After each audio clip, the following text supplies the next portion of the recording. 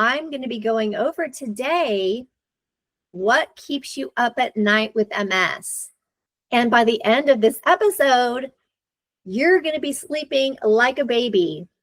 I don't want this to keep you up in the middle of the night anymore. There are so many reasons why people with MS can't sleep. They worry about what's going to happen. So stay tuned. This is a great episode on how you can start sleeping better. This is hot off the press. I'm going to be holding a free masterclass November 4th at 5:30 p.m. Mountain Standard Time. And this is on discovering the hidden secrets to healing MS. These are things that doctors don't tell you, and you can heal MS holistically. So sign up for my free masterclass. If you can't make it, sign up anyway. I will have it recorded and I will email it to you. But I will give a free gift to people that show up. So sign up at nourishyourway.com/master-class. But I'll also have it in the show notes below this podcast. So sign up and I will see you there. Are you struggling with multiple sclerosis, or you have a loved one who's been diagnosed and you're searching for more answers outside your typical medical system? You're not alone. Your intuition is telling you there's more information out there, and you're right. Hi, I'm Adrienne. I'm a certified integrative nutrition health coach, author, and speaker. I'm also somebody who has reversed and healed all of my own MS symptoms and can get you there too. Are you ready to dive in? I am. Let's go. Today I'm going to talk about what might keep you up at night or what's worrying you. And we know that there's 4 stages of MS.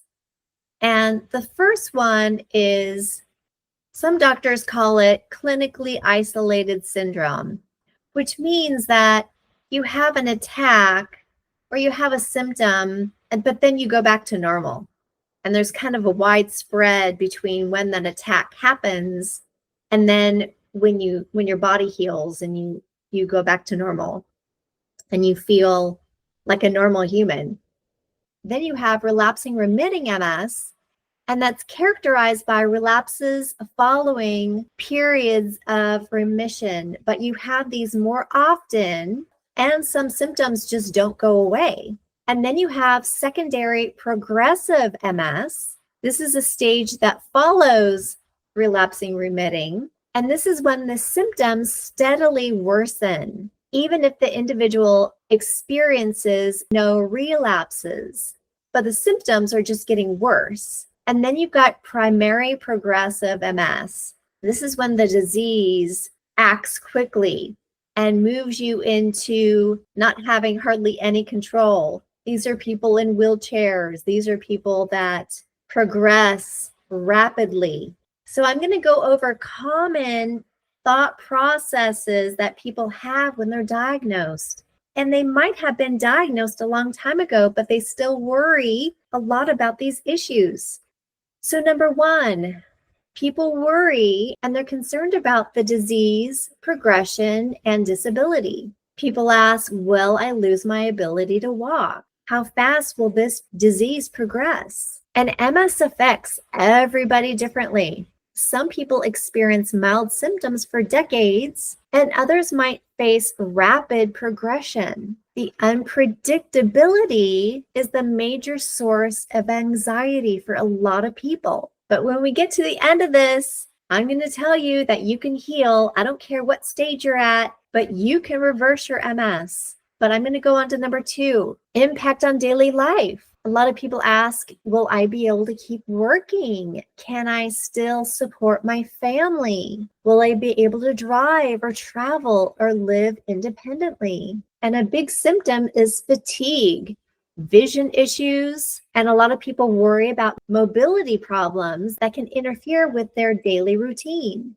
Number 3, cognitive and emotional changes. MS can cause memory problems, difficulty concentrating, and mood changes. Of course, when you're diagnosed with MS, of course your mood is going to change, right? You're going to have depression. You're going to have anxiety. You're going to start worrying if you don't know how to fix your disease.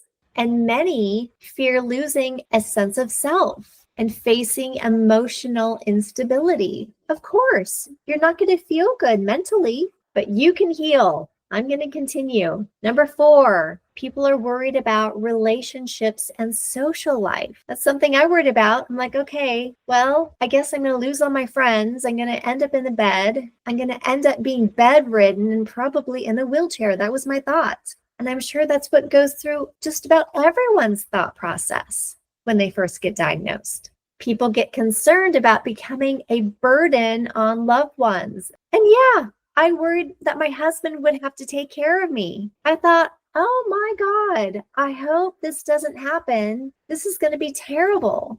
I'm going to end up in a wheelchair. We're going to have to move. We're going to have to buy a house, a ranch plan, and we're going to have to get the house fitted for disability features, right? Like wide doorways, big handles in the shower, and wider hallways, right? I mean, that's what people with disabilities need. They need to be able to get around. They need a lot of room for the wheelchair, etc. And then people also have fears of rejection or misunderstanding. You know, MS is often called the invisible illness, which can make it hard for others to grasp. Because in the beginning, others might say, well, you look fine, but you're feeling all these other symptoms.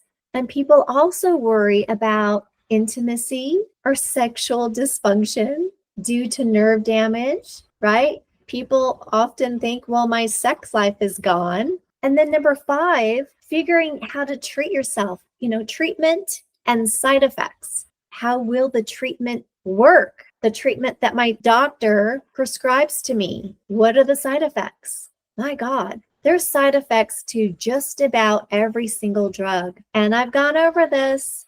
Drugs are not needed. We can all heal naturally. So I hope those of you who found my podcast are beginning to realize this. It just puts a hole in my heart when I'm looking through my different Facebook groups that I'm a part of, and I see pictures of people hooked up to an IV. And I want to reach out to that person. And I have a couple times, but they don't believe me that you don't need to do that to yourself. There's other ways to heal. And then here's the other thing. Your doctor has been trained to tell you that if you don't get on this drug, your MS is going to get worse. That's how doctors are trained. They get very little education in diet and lifestyle. And then your DMTs, that's what they're called for short, your disease modifying therapies, can be injections, infusions, or oral pills. And you're actually doing more damage to your body when you're taking this medication, when you're taking these drugs.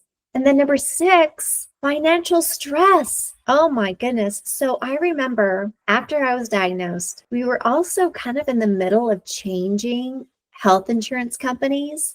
And I was so worried that this new company wouldn't accept me because I was newly diagnosed with MS. And I was also worried that they were going to jack up my rates. And fortunately, they didn't. But here's the thing. A lot of people can barely afford their treatments. Not only are the treatments really expensive, and yeah, your insurance company probably pays most of it, but you've got to pay some of it. And the average MS drug is like, God, it's over $50K a year. So people are bankrupting themselves, having to pay for these medications that aren't helping, that are not making you well. They're making you sicker. And people are draining their savings accounts, having to buy these drugs, and they don't have to. And people have concerns about their insurance or long-term disability support. But I'm telling you, even if you're in a wheelchair, you can heal yourself out of a wheelchair. People have done it. Look at Dr. Terry Walls. She showed the world that you can heal from MS. And number 7, people also worry about longevity and quality of life. And that's what I worried about. I thought, I won't be able to go on trips with my husband anymore. I love Europe, gosh, but Europe has a lot of stairs. and beautiful different sights to see and buildings and different people and different cultures. And I love traveling. I thought that was going to be taken away from me. And the last one, number 8, uncertainty. And I was uncertain. I thought, oh my God, what is going to happen to me? I'm going to graduate probably to a cane, and then I'm going to end up in a wheelchair, and then my life is going to be over. I'm going to wither away and just be depressed for the rest of my life. And I want to tell you, it does not have to be that way. So anyone that wants to heal, email me, info@nourishyourway.com. I will show you what kind of diet you need to be on. And everybody is an individual, right? Certain foods for one person might not work for another. Certain people are allergic to certain foods. And that's why I have people test themselves on food allergies and what nutrients they're missing in my program. Then I help them with meal plans, and they start eating for their health, and they start getting better. And there's other modalities. It's not just diet. I've got a 12-week program that goes over diet, body movement, mental health. That is really important too. And self-care. What is your life like on a daily basis? So I treat everybody as an individual. You get to have one-on-one coaching with me. And I can help you get back to the healthy self you once were. So go to the show notes, or you can email me at info@nourishyourway.com. You can have a free discovery call with me, and then I'll help you get back on track. Get your healthy life back. So I hope this helped you. You don't have to lose any more sleep. No, you can get well, but you've got to put the work in. It might even seem like a 180-degree change on your habits, but you can do it. I'm totally behind you. Are you on the fence and wondering if you can heal and would like some support from somebody who's been in your shoes? You can absolutely heal, and I can walk you through my 12-week program. Change is hard, but I've made it much easier to modify your dietary habits and other lifestyle changes like body movement, emotional health, and self-care. I'm with you all the way, so just hop onto my website, nourishyourway.com, and navigate to the Work With Me page. You can either sign up there or apply for a 30-minute free call with me if you have any questions. Taking action is the first step, and I'm behind you. Also, if you like this podcast, please share it to somebody else who might be struggling. I'm so happy to be a guiding light for you, and I'll be back in a few days.